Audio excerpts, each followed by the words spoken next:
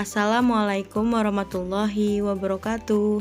Selamat pagi anak-anak. Bagaimana kabar kalian?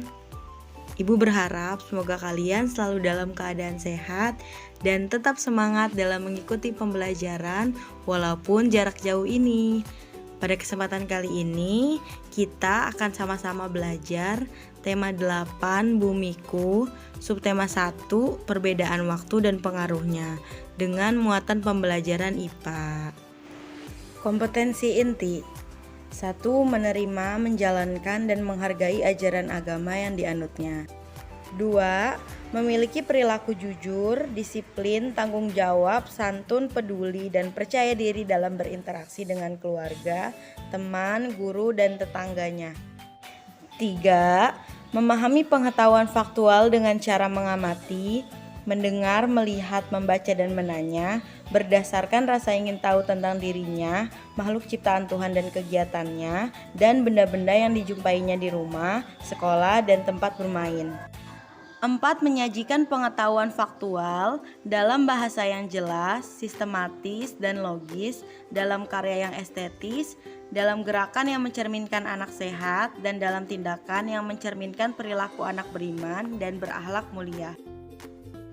Kompetensi dasar 3.8 menjelaskan peristiwa rotasi dan revolusi bumi serta terjadinya gerhana bulan dan gerhana matahari. Indikator 3.8.1 memahami hal-hal yang menyebabkan perbedaan musim sebagai akibat dari revolusi bumi. Tujuan pembelajaran dengan mendiskusikan tentang musim, siswa memahami hal-hal yang menyebabkan perbedaan musim sebagai akibat dari revolusi bumi. Anak-anak, pada hari ini kita akan belajar mengenai rotasi bumi dan revolusi bumi. Langsung saja kita ke pembahasan pertama, yaitu rotasi bumi. Saat berada di luar rumah, berdiri dan rasakanlah tanah tempat kalian berpijak. Apakah kalian dapat merasakan bumi berputar? Ternyata bumi berputar pada porosnya. Poros adalah garis tempat bumi berputar yang menghubungkan bumi bagian kutub utara dan bumi bagian kutub selatan. Dan perputaran bumi pada porosnya inilah yang disebut sebagai rotasi bumi. Satu kali rotasi memerlukan waktu 23 jam 56 menit 1/4 detik, atau kita bulatkan menjadi 24 jam atau 1 hari. Jadi dalam satu kali rotasi, bumi memerlukan waktu selama 24 jam atau 1 hari. Lalu, apakah akibat dari rotasi bumi? Yuk kita simak penjelasannya. Akibat yang pertama adalah terjadinya siang dan malam. Sebagai hasil dari putaran bumi pada porosnya, bagian bumi yang terkena paparan sinar matahari akan mengalami terang atau kita sebut sebagai siang hari. Sebaliknya, bagian bumi yang membelakangi arah matahari akan gelap atau yang kita sebut sebagai malam hari.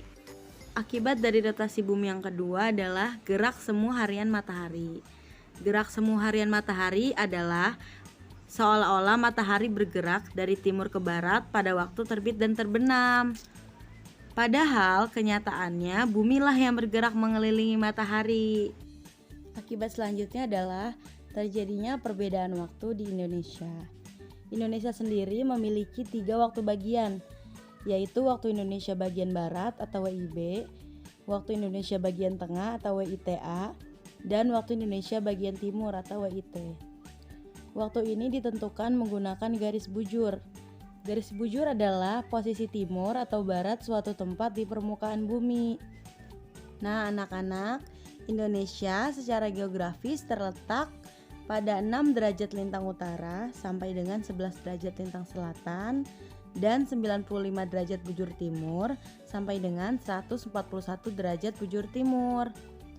Sebagai patokan waktu dunia, ditetapkan di kota Greenwich di Inggris dengan bujur pangkal 0 derajat yang dikenal juga sebagai Greenwich Mean Time atau GMT yang menjadi patokan waktu dunia. Yang kedua adalah revolusi bumi. Revolusi adalah perputaran bumi mengelilingi matahari. Kalau rotasi bumi berputar pada porosnya, Kalau revolusi, bumi berputar mengelilingi matahari. Lamanya waktu satu kali revolusi memerlukan 365 1/4 hari atau 1 tahun. Nah, setelah tahu apa itu pengertian revolusi, kita akan mempelajari akibat dari revolusi. Yuk simak penjelasan berikut.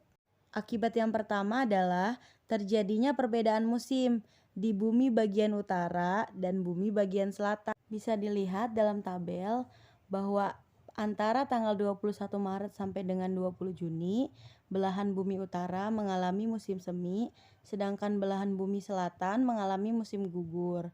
Kemudian pada tanggal 21 Juni sampai dengan 22 September, belahan bumi utara mengalami musim panas dan selatan mengalami musim dingin. Selanjutnya antara 23 September sampai 21 Desember, belahan bumi utara mengalami musim gugur dan belahan bumi selatan mengalami musim semi. Selanjutnya dari tanggal 22 Desember sampai dengan 20 Maret, belahan bumi utara mengalami musim dingin, sebaliknya belahan bumi selatan mengalami musim panas. Akibat revolusi bumi yang kedua adalah terjadinya perbedaan lama antara siang dan malam. Di Indonesia sendiri, panjang waktu lama siang dan malam relatif sama, yaitu masing-masing 12 jam.